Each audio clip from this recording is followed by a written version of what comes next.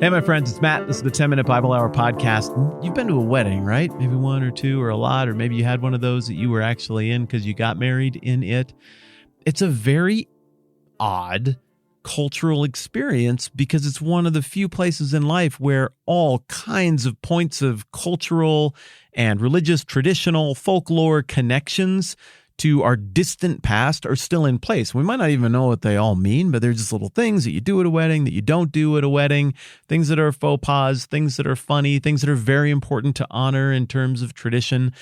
If an alien came from outer space to explore our culture and they learned everything about it except weddings, and then one day you're like, all right, Roger, now we're going to tell you about weddings, they would be very confused because they'd be like, I thought I had this on lockdown. I thought I understood how you people were, but this is a lot of weird stuff that you do here. And it would take a lot of explaining to make it all make sense as to what it means and how it theoretically sets the couple up for success. Or if you do this, it honors that parent. Or this is why the groom side does this. This is why the bride side does that. You know, you think hard enough about it. There's a reason for all of it. And I suppose you could lay that out for somebody. Or in this case, a hypothetical alien. Well, we're kind of the hypothetical alien when we look back at the traditions of weddings in previous cultures, from previous eras and other parts of the world. And so anytime a wedding comes up in the Bible, we are tourists in a strange foreign land, and there are going to be a bunch of little references to things that are not going to make any sense to us without a little bit of research and careful thought. For example, at the beginning of Matthew chapter 25, which is the chapter that we're in now. Look what we did. We got 24 all that. We're on to it. This is high five. This is exciting. See, we're making progress. At the beginning of Matthew chapter 25, which is still, it's still the same speech. We're still in the same conversation as all of Matthew 24. We got a chapter break there. We'll talk later on about whether or not that chapter break makes any sense being where it is.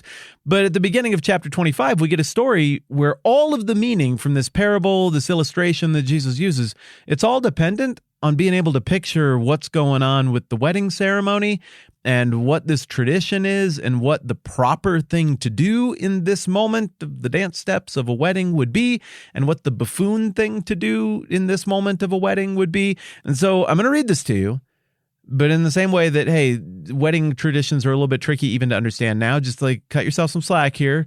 Take it easy on ourselves and each other. Okay, if everything that's going on here doesn't immediately make sense, we'll get it figured out. We'll figure out what this passage is all about in a little bit. Matthew 25:1, Jesus is talking. The kingdom of heaven will be like 10 bridesmaids who took their lamps and went to meet the bridegroom. 5 of them were foolish and 5 were wise. The 5 who were foolish didn't take enough olive oil for their lamps, but the other 5 were wise enough to take along extra oil. When the bridegroom was delayed, they all became drowsy and fell asleep.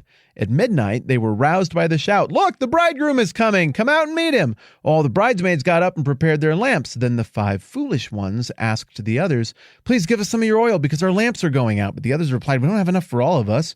Go to a shop and buy some for yourselves." But while they were gone to buy oil, the bridegroom came. And then those who were ready went with him into the marriage feast, and the door was locked. Later, when the other 5 bridesmaids returned, they stood outside calling, "Lord, Lord, open the door for us." But he called back, "Believe me, I don't know you. So you too must keep watch, for you don't know the day or the hour of my return." If you've been with me doing this podcast thing for a long time through the book of Matthew, you know the dance steps. You know what I'm going to say next. What I'm going to say next is, wow, there's a lot to unpack there. I understand there's a lot to unpack there, and we're going to work through all of it. But let's just start with the story and the cultural elements today so we can catch up with the original audience and stand on the same footing and have the same assumptions and read all of this culturally the same way. All right, so the kingdom of heaven, it's going to be like 10 bridesmaids. I think we're talking about bridesmaids the way you would think of bridesmaids now. Definitely other modern translations render that word for bridesmaids as virgins.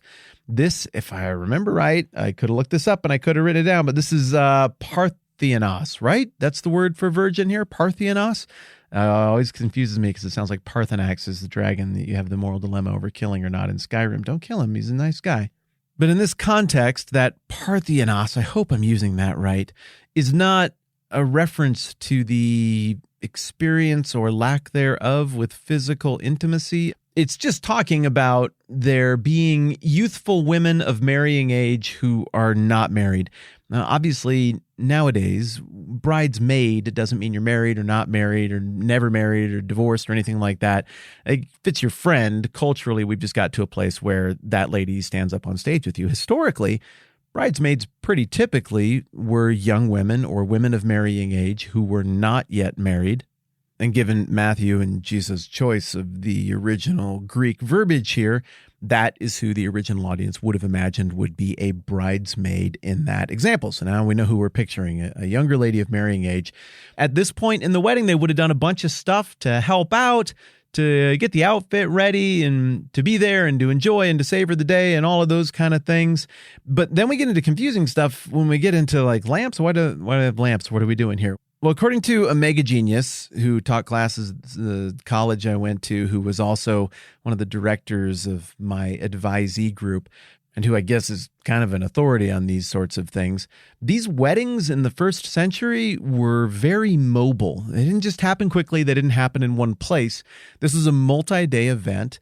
And in the phase that we're looking at here, the bride and the bridegroom had assembled at the bride's home. The bridegroom would go to her house, the bridesmaids would be there, and the ceremony would occur, all of the official vows and all of that business. And as soon as that is done, then the bridesmaids, now we're getting on into the evening, even the darkness, they're going to wait outside and let everything get settled up, and that could mean a variety of different things inside as the official wedding ceremony is finishing. And at this point in the whole unfolding of the wedding, the bridesmaids' job were to lead a procession across town through the darkness with these little lit oil lamps that they would all have. These lamps, or the light from the lamps, served as something for a boundary marker to say, if you got the right outfit on, you got one of these lamps here, you were a part of the official wedding party and the official processional. These things always went way into the night, so it was going to be real dark by the time they went across town to the groom's house, where the next stage of the party and celebration would happen, and oftentimes this would go on for several days. Well, then this scenario brings into focus a few practical considerations that will differentiate between the wise and competent bridesmaids and the less than competent bridesmaids, because you got to factor a few things in here. Like, okay, in this particular wedding, how far is it from the bride's house to the groom's house that will now become the new married house? How long a walk is it? If it's a very short walk, you're probably not going to need very much oil. But if it's a really long walk, I guess you're going to need a lot of that. And further, these bridesmaids, whose job it is to wait outside as it's getting dark and into the night as long as it takes, I suppose they've got to run a little calculation here. Like, what's the pacing of this wedding? Are we moving along pretty quick?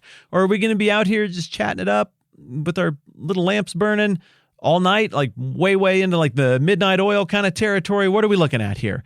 Another consideration they would have to make is just how dark is it really? How hard do you have to burn those lamps? How hard do you have to burn those lamps? If you got a full moon and it's a little bit earlier in the evening and the whole city is still kind of lit up, maybe you don't have to burn them as hard. I don't know. I've never been a bridesmaid who did this particular thing, but it's not that hard from the outside looking in to be like, well, you might have to bring some backup oil. I mean, you go out in an ATV ride out in the wilds of the Wind River Mountains in Wyoming, you know pretty much how uphill it's going to be, how crazy things might get, what the water or the wildlife or the weather might do to affect you. And you just got to decide, like, is this like a one-tank trip, or is this kind of thing where we probably ought to throw a gas can on the back because this is the kind of thing where you'd need to have some reserve fuel. Well, likewise here, they got to do the math on this. And as the story goes along, we find out that some of these bridesmaids were like, it's a wedding. Like, this might take a minute. Have you been to these things? It's very sentimental. It's very emotional. Sometimes it just runs late into the night. I'm going to bring an extra flask of oil. I'm going to be ready to go. So like, I'm prepared for anything. I can do this all night if I have to. But then some of the other ones were like, I don't know. It'll probably all go to plan, whatever. I'll just mooch some off of somebody else like I always did on camp trips with other people's toothpaste. Except this time it doesn't work out because it's a very long time before the wedding party is announced. And the poor planning bridesmaids are starting to shake their little oil light thing. And they're like, dang, I don't got very much left in there. Like I can trim and prepare this wick. I can burn it a little bit lower, but I don't know. I'm going to run out of oil. Hey, ladies, can I borrow some of yours? And they're like, no, because then we might not have any. And then everybody will run out of oil, and then we won't be able to see where we're going, and we'll like bring disgrace and shame on the whole thing. It's like a bad omen. No, paraphrases mine. But because in an environment where things would have been festive and crazy, and there would have been all kinds of people in town and in this jovial and spendy mood that would go along with such a thing. Shop owners in the area would have been open as long as people were out and doing stuff, and make money when you have the opportunity to make money.